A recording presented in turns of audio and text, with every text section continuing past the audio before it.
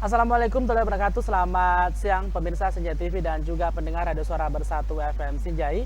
Kembali kami hadir menemani siang Anda dalam acara Masyarakat Bertanya, Penyuluh Menjawab. Tentunya masih bersama saya, Anto Salam. Yang kami siarkan langsung dari lokasi Sinjai Fest dan Expo tahun 2020, tepatnya di stand dari Dinas Perikanan Kabupaten Sinjai. Nah, di edisi Masyarakat Bertanya, Penyuluh Menjawab hari ini, kita akan membahas tema tentang Minapadi dalam penerapan usaha perikanan terpadu. Ya, seperti kita ketahui, pemerintah saat ini terus mendorong peningkatan hasil usaha tani. Dari hal itulah, maka penerapan pola pengembangan usaha tani dilakukan salah satunya dengan sistem Minapadi pada penerapan usaha perikanan.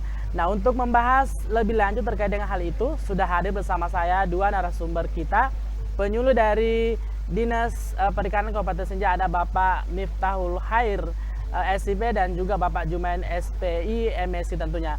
Nah, sebelum kita memulai perbincangan siang ini, terlebih dahulu saya ingin mengajak Anda, pemirsa Sinjai TV dan juga pendengar Radio Suara Bersatu FM Sinjai, untuk bertanya ataupun menanggapi pembahasan kita siang ini melalui via WhatsApp tentunya yang kami sudah siapkan. Sebentar kita akan hadirkan. Dan pertanyaan ataupun tanggapan Anda akan dijawab langsung oleh dua narasumber kita pada siang hari ini. Baik, langsung saja kita menyapa dua narasumber kita. Yang pertama ada Bapak Miftahul Khair SPI. Selamat siang Pak Miftah. Selamat siang. Bagaimana kabarnya Pak? Alhamdulillah baik. Alhamdulillah baik. Kemudian di samping beliau ada Bapak Jumain SPI MSI. Selamat siang Pak Jumain.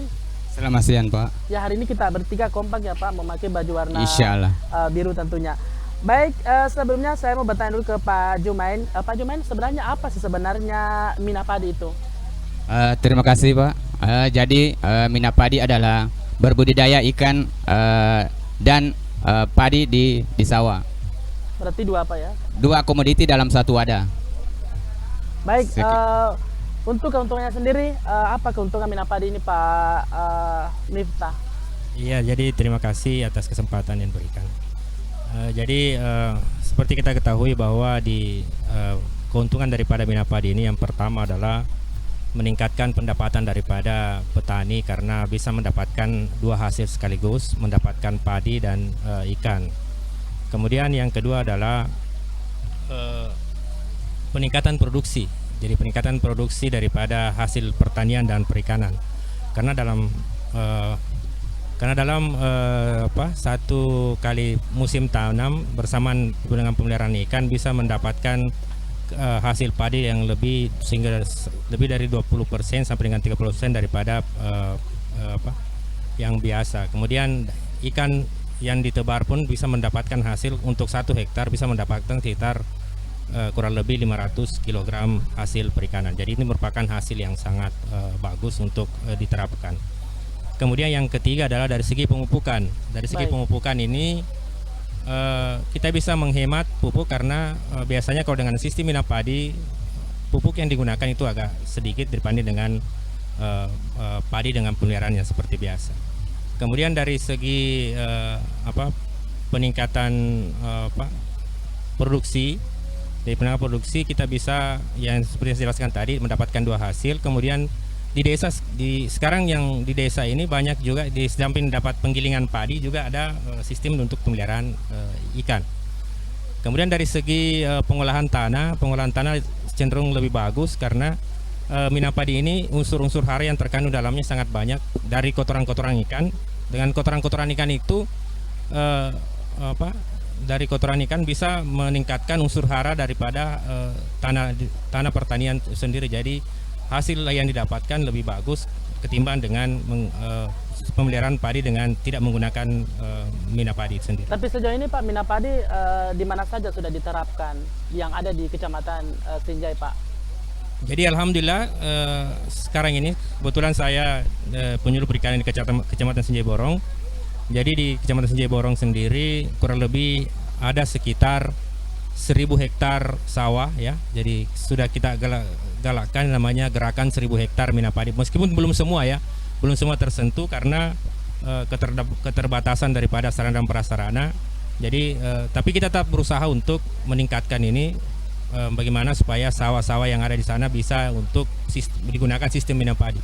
Jadi sampai dengan di Kecamatan Sinjai Borong, di Sinjai Barat yang paling utama di Sinjai Barat, hampir semua sawah di sana menggunakan sistem mina padi. Kemudian di Sinjai Selatan juga dan di sebagian di Kecamatan Telu Limpoe. Jadi ada 4 kecamatan di sini yang menggunakan fokus untuk budaya perikanan sistem mina padi. Untuk kecamatan yang lain Pak, apa alasannya sehingga tidak diterapkan mina padi ini? Misalnya di Kecamatan Sinjai Utara ataupun di kecamatan yang tidak atau belum menerapkan ini mina padi, apa alasannya Pak? Jadi kalau di Kecamatan Sinjai Utara atau kecamatan yang lain di samping yang saya sebutkan tadi, jadi keterbatasan air ya. Jadi faktor utama yang menjadi fokus di sini untuk budidaya mina padi adalah bagaimana sawah itu dialiri air sepanjang tahun. Baik. Atau dengan kata lain, bagaimana sawahnya tergenang. Baik. Jadi makanya yang timur, utara, Bulu Podo mungkin agak susah, apalagi Pulau 9 ya, memang tidak ada sawah di sana. Baik, terima kasih Pak Mita. Saya mau ke Pak Jumain dulu. Pak Jumain, cara persiapannya inilah bagaimana cara persiapan lahan dari mina padi ini sendiri? Jadi persiapan lahan pertama dalam usaha mina padi, yang pertama pembersihan gulma dari gulma dan sisa-sisa tanaman. Kemudian pengolahan tanah. Pengolahan tanah ini di sini dilakukan secara sempurna, yaitu 2 kali dibajak dan 2 kali digaruk dengan kedalaman 15 sampai 20 cm. Terus bersamaan dengan dilakukannya pengolahan tanah, perlu diperbaikan pintu pemasukan air dan pintu pengeluaran air. Apa gunanya ini Pak? Ada pintu keluar dan pintu gunanya di sini tempat pintu pemasukan air itu untuk memasukkan air pada saat dibutuhkan. Terus kemudian pada saat di pintu keluar itu pada saat ikan sedang atau mau dipanen. Kapan Pak untuk misalnya kapan waktunya bisa diairi air, kapan waktunya airnya di waktu pada saat 3 sampai 4 hari itu sesudah ditanam. Baik. Selanjutnya apalagi Pak? Terus perbaikan pematang. Tujuannya di sini perbaikan pematang agar air yang dialiri tidak keluar atau tidak bocor. Kemudian pembuatan carel atau parit. Tujuannya di sini adalah untuk melindungi hama daripada ikan itu sendiri. Carel itu apa Pak? Careng itu semacam saluran atau parit. Oh, saluran atau parit. Tempat beraktivitasnya ikan. Baik. Apalagi Pak selanjutnya syarat yang persiapannya? Selain carel tadi itu aja. Itu ya. Baik. Oke, saya mau ke Pak Miftah dulu. Ya, sebenarnya Pak, syarat-syarat yang harus dipenuhi dalam pengembangan sistem mina padi ini, apa syaratnya Pak? Jadi terima kasih sekali lagi. Jadi syarat untuk pengembangan mina padi ini sebenarnya tidak susah ya. Yang pertama memiliki, yang paling utama adalah ketersediaan air. Air Pak ya. Ini yang paling penting, ketersediaan air sepanjang tahun. Kalau orang di Borong biasa bilang jenah. Iya. Jenah. Jadi ada sawah. Tapi saya yakin Pak kalau di Sinjai Borong sama Sinjai Barat airnya cukup Pak ya. Ya, lumayan. Baik. Apalagi Pak? Kemudian yang kedua adalah ketersediaan bibit.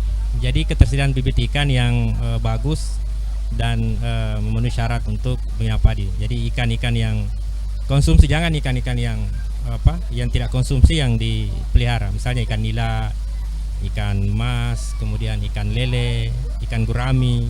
Tapi sejauh ini Pak, ikan apa yang diterapkan di sana Pak?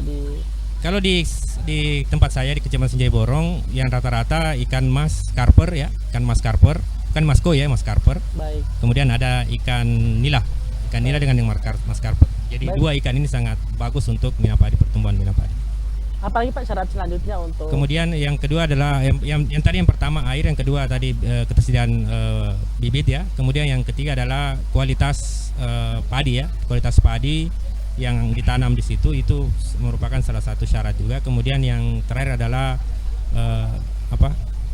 tanah yang ini harus betul-betul tanah yang gembur dan tanah yang cocok untuk mina padi itu.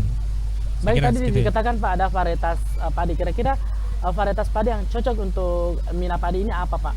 Ya, jadi sesuai dengan rekomendasi dari Kementerian Kelautan dan Perikanan sendiri, dari Kementerian Kelautan, dari BBAT kebetulan kita punya dua BBAT Tatelu dengan BBAT Sukabumi, merekomendasikan untuk bibit padi biasanya menggunakan varietas Ciherang. Baik, Jadi Ciherang, tapi di tempat saya ini di Borong ada juga biasa menggunakan beras ketan putih. Jadi bibit ketan untuk orang di sini AC10. Baik. Jadi dia AC10 untuk, tapi bagus juga. Saya kemarin dicoba, bagus, lumayan hasilnya bagus. tapi Pak apa masing-masing kelebihan dari varietas yang sudah disebutkan tadi Pak? Baik itu Ciherang maupun yang tadi AC10 itu, apa kelebihannya Pak? Jadi kelebihannya itu yang pertama adalah kalau Ciherang ini perakarannya kuat. Jadi perakarannya kuat, ini memiliki akar yang kuat. Kemudian kalau yang AC10 ini batangnya yang kuat, batangnya yang bagus. Jadi dia kuat untuk menahan air. Baik, Kemudian tidak mudah untuk terserang penyakit juga Ciherang ini. Kemudian kalau AC10 yang saya lihat ini memiliki daun yang bagus sehingga bisa menjadi tempat untuk berlindung daripada ikan. Saya kira seperti itu. baik, terima kasih Pak Miftahul Khair dan juga Pak Jumaeng. Dan sebentar kita masih akan melanjutkan perbincangan kita terkait dengan tema kita hari ini, dan masih di program acara Masyarakat Bertanya, Penyuluh Menjawab. Dan pemirsa Senja TV maupun pendengar Radio Suara Bersatu FM, Anda jangan kemana-mana karena Masyarakat Bertanya, Penyuluh Menjawab masih akan kembali setelah yang satu ini. Tetaplah bersama kami.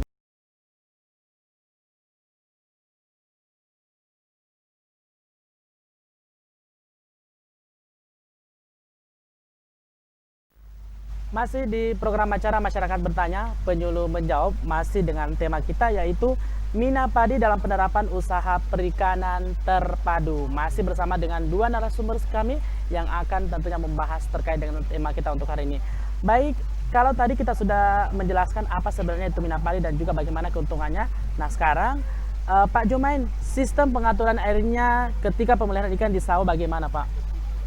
Terima kasih Pak. Jadi sistem pengaturan airnya di sawah pada saat sudah ditanami, yaitu pengaturan air pada musim tanam atau sudah ditanami 3-4 hari itu dilakukan pemasukan air dengan ketinggian air itu 3-5 cm. Kemudian pada 10-15 hari itu diadakan juga dilakukan lagi pemasukan air dengan cara yang sama, dengan memperhatikan pintu masuk dan pintu keluar. Pintu keluar itu harus tertutup, begitu pula dengan pintu masuk atau pemasukan. Biasanya Pak berapa kali dimasukkan air dalam sawah? Biasanya 2 kali. 2 kali. Iya. Pada saat misalnya 3 hari sesudah tanam sampai 4 hari, kemudian pada saat 10-15 hari. Tapi untuk Pak pada saat ingin panen ikan bagaimana Pak? Apakah dimasukkan air dulu atau airnya di? Kalau pada saat panen ikan nantinya itu dikeluarkan airnya dan ditutup pada pintu masuknya dan dikasih keluar dan dibuka pintu keluarnya. Baik, terima kasih Pak Miftahul. Tentunya ikan jenis apa Pak yang cocok untuk dikembangkan di Mina Padi ini Pak? Jadi terima kasih sekali lagi. Jadi kalau kita bisa melihat semua jenis ikan air tawar ya bisa untuk Mina Padi ini. Tapi yang kalau kita di Kabupaten Sinjai ini terkhusus di daerah sentra untuk Mina Padi, biasanya yang paling bagus kalau di Sinjai Barat biasanya ikan ikan mas karper, kemudian ikan nila, kemudian kemarin juga ada diuji coba ikan patin juga bagus, kemudian ikan lele juga bisa untuk Mina Padi ini. Jadi tergantung daripada Tapi Pak yang paling banyak Pak yang dikembangbiakan. Kalau yang paling banyak ikan mas karper. Dan ini yang paling cocok Pak ya? Ya, yang kalau saya lihat yang paling cocok ikan mas karper dengan ikan nila. Ya, dua ikan ini yang paling cocok. Baik, nah hasilnya ini Pak apakah dikonsumsi atau dijual Pak? Jadi kalau kebetulan kita membina kelompok perikanan Pokdakan. Jadi biasanya mereka bekerja bersama-sama, mereka bekerja untuk mengolah sawah bersama-sama. Jadi biasanya ada yang menjual hasilnya secara Baik. komersil ya. Jadi hasilnya juga dibagi bersama-sama. Kemudian ada juga yang biasa untuk konsumsi. Jadi kalau misalnya sudah panen mereka cenderung untuk mengkonsumsi sendiri daripada ikan hasil Minapadi ini. Misalnya Pak, 1 hektar sawah berapa kira-kira bibit ikan yang ditebar dalam satu ini Pak, satu sawah ini? Jadi terima kasih. Jadi untuk 1 hektar, jadi 1 hektar untuk bibit yang biasa ditebar biasanya kurang lebih 1.000 sampai dengan 2.000 ekor bibit, tergantung daripada sawahnya. Kemudian tergantung sawahnya juga tergantung juga dengan kondisi airnya. Baik. Jadi kalau kondisi airnya melimpah biasanya lebih banyak bibit yang bisa ditebar. Kemudian ukuran yang biasa sampai dengan 5 ukuran nila ya, ikan nila atau ikan mas karper biasa ukurannya nila 5 sampai dengan 8 cm. Jadi untuk ukurannya itu. Baik Pak, ini kan di sawah ini kan ada padi Pak, terus ada juga ikannya. Nah, bagaimana sendiri cara pemupukannya Pak? Ya sementara di dalam sawah ini ada ikan di dalamnya. Bagaimana tekniknya Pak? Jadi terima kasih. Jadi pemupukan ini yang pertama pada saat pengolahan tanah diberikan pupuk dasar ya, pupuk kandang ya. Jadi setelah pengolahan tanah kemudian diberikan pupuk urea ya, urea. Setelah itu padinya sudah tumbuh, diusahakan pemupukan ini tidak langsung bersinggungan dengan ikannya karena ikannya bisa stres ataupun mati gara-gara kalau kelebihan pupuk. Jadi, Bagaimana caranya Pak untuk diusahakan pemupukan diberikan kepada pemupukan diberikan sebelum diadakan penebaran ikan. Jadi Baik. Pemupukan dulu, Baik. setelah pemupukan baru ikannya ditebar supaya tidak terjadi ikan akan stres ataupun ikan akan mati. Tapi Kira-kira ketika Pak ikannya sudah berada di dalam area padi, apakah tidak ada pemupukan selanjutnya? ya bisa diadakan pemupukan tapi terbatas ya, jangan sampai pupuknya terlalu banyak karena jadi pupuk hanya untuk padi saja ya. Jadi biasanya pemupukan untuk pemupukan Ponska atau diberikan pupuk-pupuk yang memang khusus untuk padinya saja. Tapi jangan terlalu berlebihan pupuknya. Jangan sampai pupuknya yang diberikan membuat ikannya mati. Karena Minapadi ini seperti yang saya katakan tadi bahwa Minapadi ini cenderung mengurangi pemupukan. Baik. Jadi bagaimana kita mengurangi ketergantungan kita terhadap pupuk kimiawi. Inilah salah satu tujuan daripada Minapadi ini. Baik, saya mau ke Pak Jumain dulu. Pak Jumain, pemberian pupuk pada sawah ini apakah tidak berdampak buruk bagi ikan Pak Jumain? Jadi pemberian pupuk pada sawah ini berdampak atau tidak itu tergantung daripada jumlah pupuk yang dikasih atau takaran pupuk yang diberikan kepada padi itu sendiri. Biasanya Pak pupuk apa Pak? Misalnya pupuk yang diberikan pada padi itu yaitu TSP 36, ada juga biasa pupuk urea. Tapi ini Pak dalam ini Pak tentunya Minapadi ini apakah ikan yang ada di sawah ini bisa diberikan pakan Pak? Bisa. Tapi tidak berdampak buruk dengan padi? Tidak, justru pada pemberian pakan terhadap ikan itu dapat menimbulkan kesuburan tanah terhadap padi atau dapat menimbulkan unsur-unsur yang dibutuhkan oleh padi. Berapa kali Pak pemberian pakan dilakukan di sawah? Pemberian pakan di sawah itu 2 kali. 2 kali, Pak? Iya, setiap pagi dan sore. Ini setiap hari atau ada waktunya Pak? Eh, Dalam 1 kali panen berapa? Seharusnya setiap hari 2 kali. 2 kali Pak? Iya, setiap pagi dan sore. Baik, tapi untuk jumlahnya Pak, apakah memang ada takaran tertentu yang diharuskan oleh penyuluh sendiri? Kalau masalah takaran atau yang diberikan kepada ikan itu tergantung daripada misalnya kalau misalnya ikan masih membutuhkan pakan kita kasih, tapi kalau memang nafsu makan daripada ikan itu sendiri ciri-cirinya itu jangan dikasih lagi karena akan menimbulkan nanti berdampak pada ikan itu sendiri, yaitu keracunan. Baik, oke Pak Miftah, pemberian pakan buatan pada ikan ini apakah ini tidak berdampak pada pertumbuhan padi, Pak? Oh, Ketika setiap hari diberikan pakan ikannya.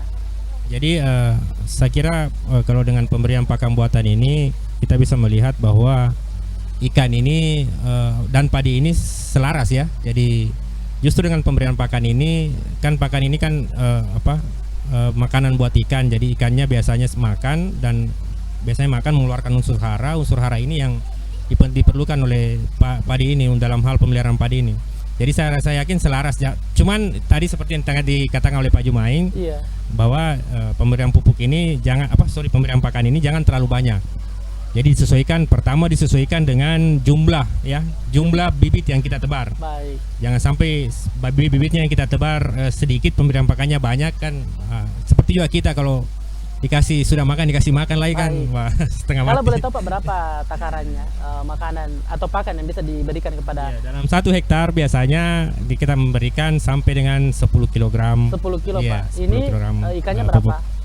Dalam 1 hektar biasa yang pengalaman saya di Kecamatan Sinjai Borong biasa dapat 2.000 sampai dengan 3.000 ekor dalam 1 hektar. Baik. Jadi penebaran 2.000 dengan sampai dengan 3.000 ekor per hektar. Untuk pemupukan sekali biasa 5 sampai dengan 10 kg. Baik, Iya. menarik sekali perbincangan kita di sore hari ini bersama dua narasumber kita. Tapi tentunya sebelum kita break, kami mengajak Anda untuk bergabung melalui via WhatsApp tentunya. Silakan di 0852 555 77 500 dan kita akan masih berbincang-bincang dengan dua narasumber kita tentunya di siang ini setelah pesan-pesan berikut ini.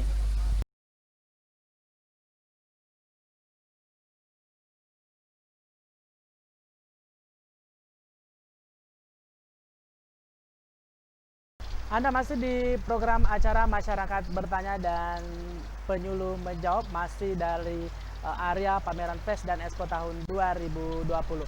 Baik, selanjutnya saya mau ke Pak Miftah dulu. Nah Pak, upaya apa sosialisasi yang dilakukan oleh pihak dari penyuluh sendiri untuk mensosialisasikan Minapadi ini, Pak? Kan itu yang pertama adalah memberikan pengetahuan mengenai bagaimana sistem budidaya Minapadi kepada anggota-anggota Pokdakan, anggota kelompok. Yang kedua adalah kita mengadakan demplot. Baik. Jadi ada demplot kita adakan untuk melihat demplot percontohan mengenai sistem Minapadi. Jadi kita buat demplot supaya mereka tahu bagaimana cara budaya Minapadi yang baik dan benar. Tapi sejauh ini Pak, dari petani, kendala apa yang biasanya mereka dapatkan sehingga tidak bisa menerapkan Minapadi ini, Pak? Oh, jadi kendala yang paling utama yang kita hadapi di lapangan ini yang pertama adalah pakan. Pakan, Pak. Ya? Jadi pakan yang paling utama karena ketersediaan pakan yang sangat mahal ya. Harga pakan yang mahal. Jadi ini yang pertama. Yang kedua adalah biasanya musim kemarin tahun 2019 musim kering yang panjang ya. Meskipun ada air tapi terbatas airnya. Tapi tetap walaupun tetap bisa diusahakan untuk tapi apakah tidak ada solusi, Pak? Apakah tidak ada solusinya, Pak? Ya, kalau untuk pakan sekarang dari Dinas Perikanan Kabupaten sudah ada namanya gerakan pakan mandiri, Gerpari. Jadi mereka memberikan kelompok semacam mesin pakan dan panduan untuk cara membuat pakan. Jadi mereka bisa mendapatkan pakan dengan harga yang lebih murah lagi. Jadi namanya Gerpari, Gerakan Pakan Mandiri. Baik, terima kasih Pak Miftah dengan Pak Jumaing. Dan pemirsa dan juga pendengar Radio Suara Bersatu FM Sinjai, kita masih akan melanjutkan perbincangan kita dengan dua penyuluh kita.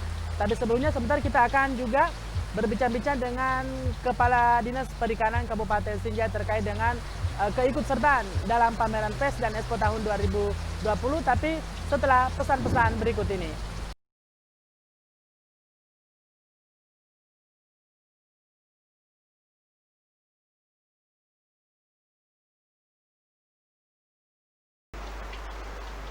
Ya, masih di program acara Masyarakat Bertanya Penyuluh Menjawab dan masih bersama saya Anto Salam tentunya di area pameran FES dan Expo tahun 2020. Nah, kalau tadi kita sudah berbincang-bincang dengan penyuluh dari Dinas Perikanan Kabupaten Sinjai dan saat ini kami sedang bersama dengan Kepala Dinas Perikanan Kabupaten Sinjai, Bapak Dr. Hewan Aminuddin Sainuddin. Selamat siang, Pak. Selamat siang ya. Baik Pak, apa saja yang ditampilkan di stand dari Dinas Perikanan Kabupaten Sinjai sendiri? Jadi untuk tahun ini pameran tahun 2020 ini kita coba sedikit beda dengan tampil beda dengan tahun-tahun sebelumnya. Seperti yang kita lihat bahwa setiap produk ikan yang ada ataupun ikan yang ada di perikanan yang ada di Sinjai ini kita tampilkan.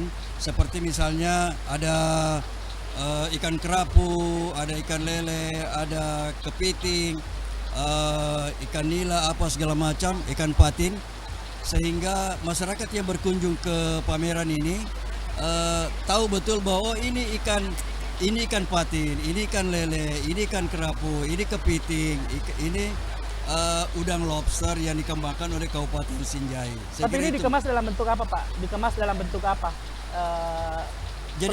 Jadi ini ditampilkan dalam bentuk visualisasi beserta data-data yang ada, seperti misalnya katakanlah kepiting ini dikembangkan di mana. Kita tahu bahwa contohnya kepiting ini banyak dikembangkan oleh petani kita di Pangasa, Sinjai Timur. Misalnya ikan lobster dengan kerapu banyak dikembangkan oleh masyarakat kita, nelayan kita di Pulau Sembilan.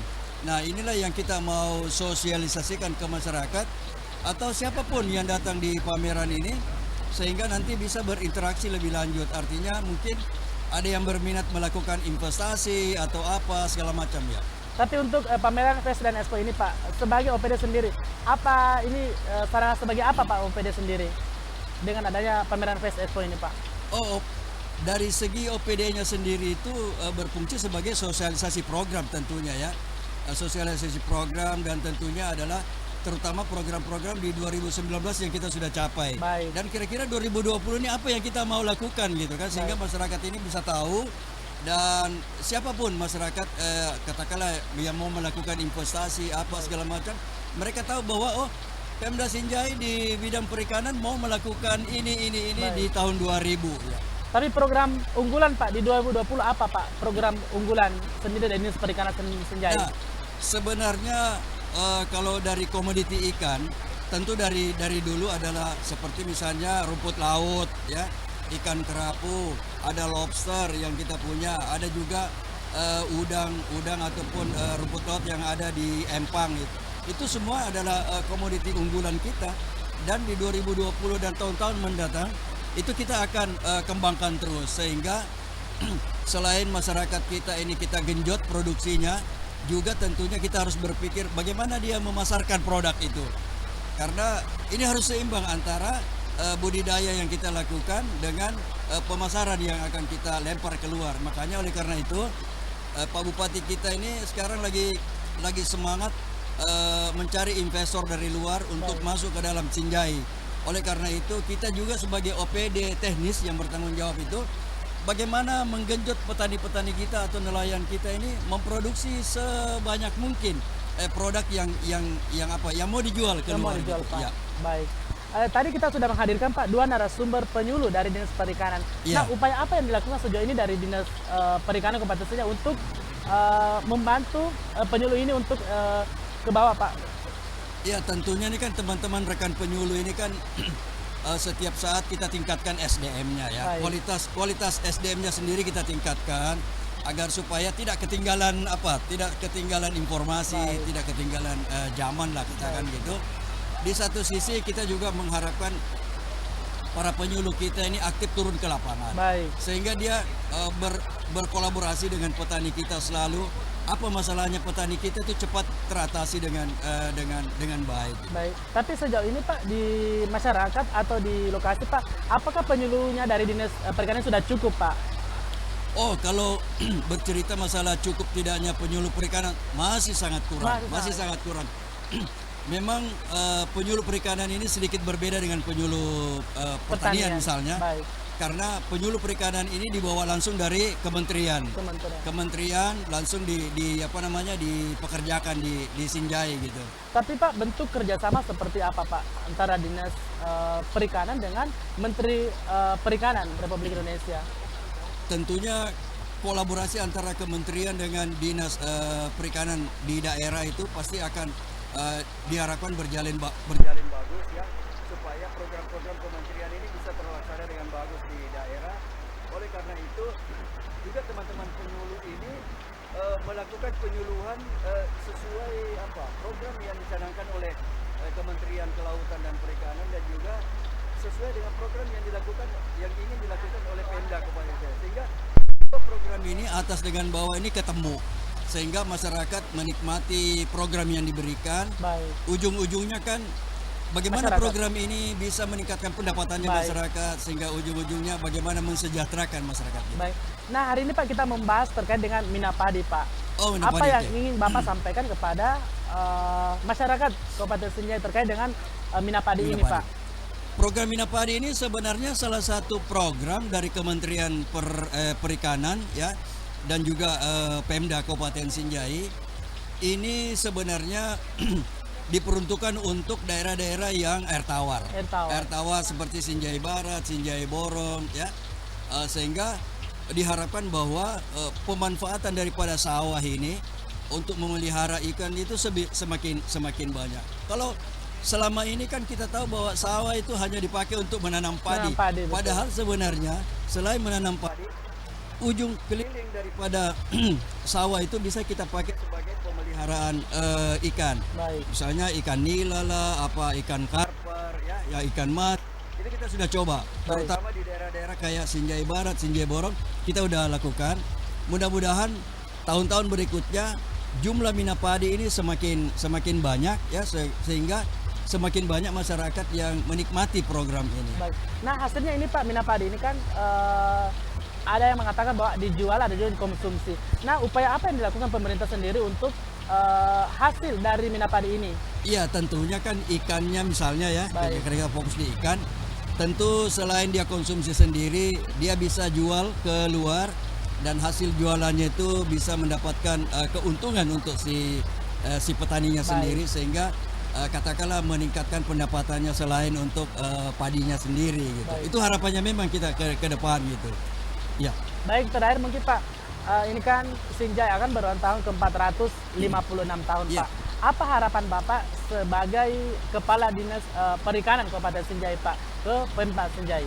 Ya, harapan kita dengan adanya pameran ini, Hari Jadi Sinjai, dan disertai dengan pameran ini, bahwa lebih banyak program yang tersosialisasi ke masyarakat, sehingga masyarakat itu tahu betul apa sih programnya Dinas Perikanan gitu kan, sehingga ke depan ujung-ujungnya adalah bagaimana meningkatkan pendapatannya, pendapatan dan kesejahteraannya masyarakat. Baik, terima kasih Pak atas Ya. waktunya sudah Ya. berbincang-bincang dan berbagi Sama-sama. tentunya di siang ini. Dan pendengar jangan kemana-mana, kami masih akan tentunya di program acara Masyarakat Bertanya, Penyuluh Menjawab setelah pesan-pesan berikut.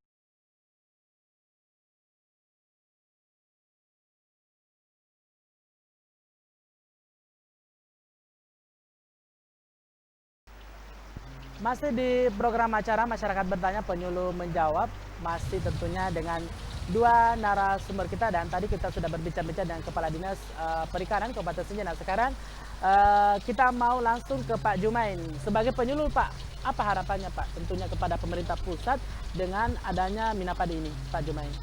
Terima kasih Pak.